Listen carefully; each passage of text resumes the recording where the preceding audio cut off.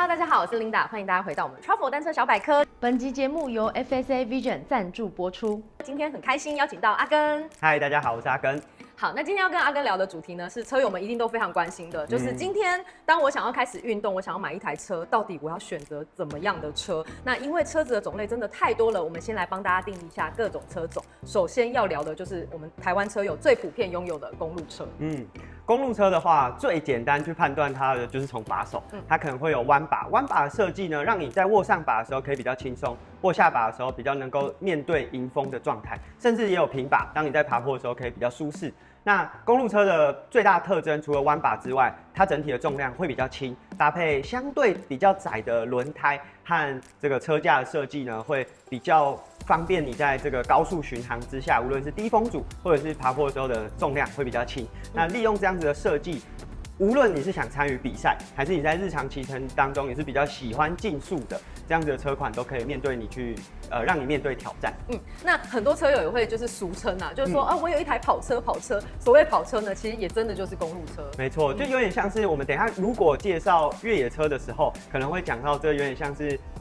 在这个汽车里面面对各种地形，那公路车就有点像是这种座舱很低，然后很紧致的跑车，所以这是大家在俗称上面很容易用跑车去形容公路车。没错。那接下来呢要聊到的就是计时车跟三铁车，很多车友都分不出来这到底是什么车种，请阿根帮我们介绍一下。对，这两种车种都是以公路车当做一个基础再去做的延伸。那无论是计时车还是三铁车，都是骑士要在自己的能力之下去面对一段相对长的距离，然后你要用自己最大的输出完成这段骑乘。相较于公路赛，你可能有很多人可以帮你挡风，所以像刚才弯把，你可以在不同时间点去做变换。计时车呢，你要靠自己的能力去应付所有的挑战，所以它在前面的把手设置了一个 Aero bar，或者我们叫做 Extension bar， 你可以趴在上面，让你整个正面的投影面积，就是假设有一个灯光打在前面，你后面的影子是比较小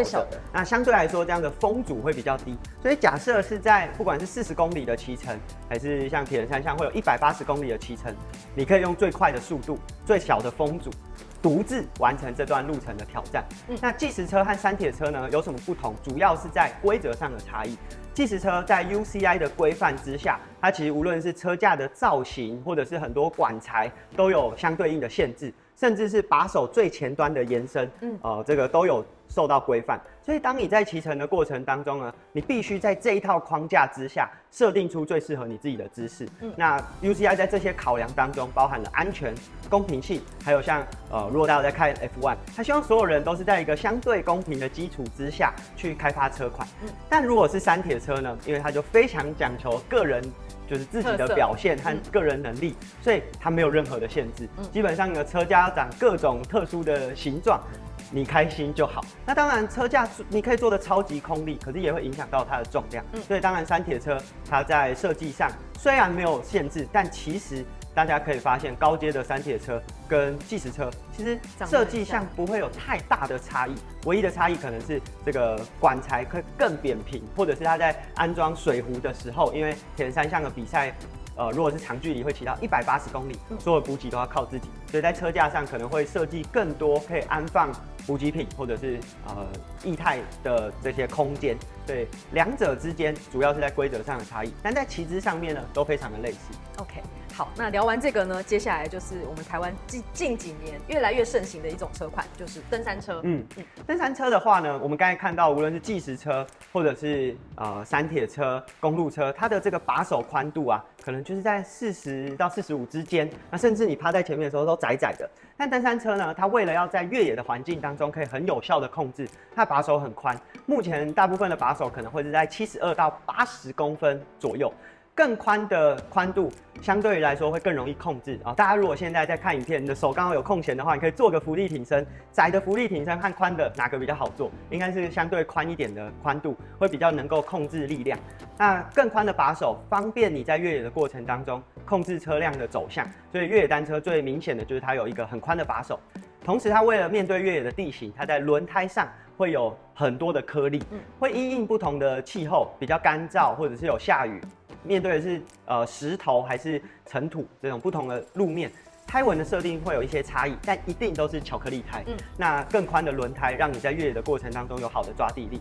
最后就是它有避震器，因为你在越野的过程当中，就算没有飞跳，地面上也会有非常多的震动，所以这个越野单车会依照你骑乘的风格不同，比较多爬坡的这种 cross country 可能会在100到130公分的避震器长度，比较重度行程就是你以下坡为主的路线，可能就会从150公分甚至到200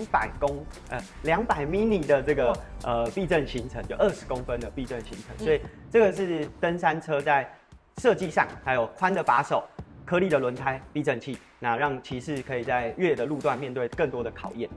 那近几年呢，也有兴起一种在欧美其实已经非常非常热门的一种车款呢，它是介于公路车跟登山车之间的另外一种新的选择。请阿根也帮我们介绍一下这个 gravel bike。是，这个 gravel bike 从字面 gravel 就是这种砾石路。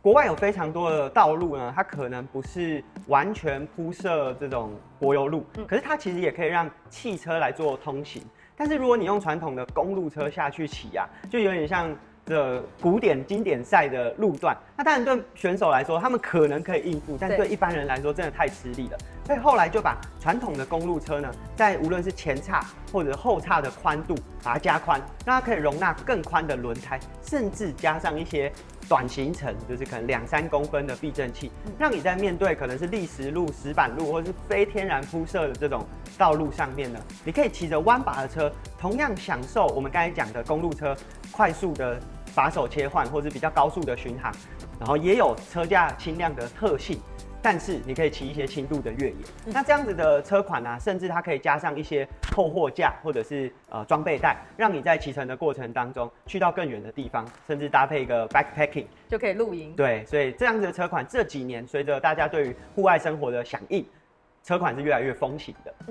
好，那聊完这个野外的部分，我们现在呢要聊到比较极限单车这个。其实它是奥运的一个项目，是对。那这个车款非常的特殊，叫做 BMX，全名叫做 Bicycle Motocross 啊，因为在这个机车里面，大家不知道以前有没有看过 Red Bull 啊，或者是一些赛事上有办那种飞跃超高的这个障碍，然后在上面做一些特技。那其实 BMX 有分成2种不同的比赛形式，可能是特技的，它有点像是单车的体操，就是你在这个斜坡飞起来之后，做出对应的动作，可能是上面摆720度，或者是做一个摆尾，那做出对应的动作，让评审去做分数的评判。那这个是其中一种比赛形式。如果是奥运有的比赛呢，它会是在超级大的土坡场，那选手会一字排开，在同时输出的过程当中，看谁最快通过终点。那每个人骑的风格也会不同，有些人会超快的飞越这个每个土丘，有些人会尽可能的贴地，所以借由这个观赏的过程，你可以去判断每个选手骑乘的方式不同。那2种车款呢，设计上也会有一点不一样。我们刚才讲针对奥运的比赛，它为了要有很快速的输出，所以它会装超级大的大盘，然后让它踩踏速度很快，甚至也会装上卡鞋。可是呢，如果是刚才在讲特技的这种设计，它在这个前面头碗的地方，它要让把手可以360度转，所以就不能像我们传统的车子会因为你的刹车线或者是什么样的线材影响到它的转向，然后甚至它的这个也不会使用卡踏，因为它在天空要摆尾嘛，你回来总不可能还要找这个卡踏的位置，所以2种车款设计上会有一点点的差异。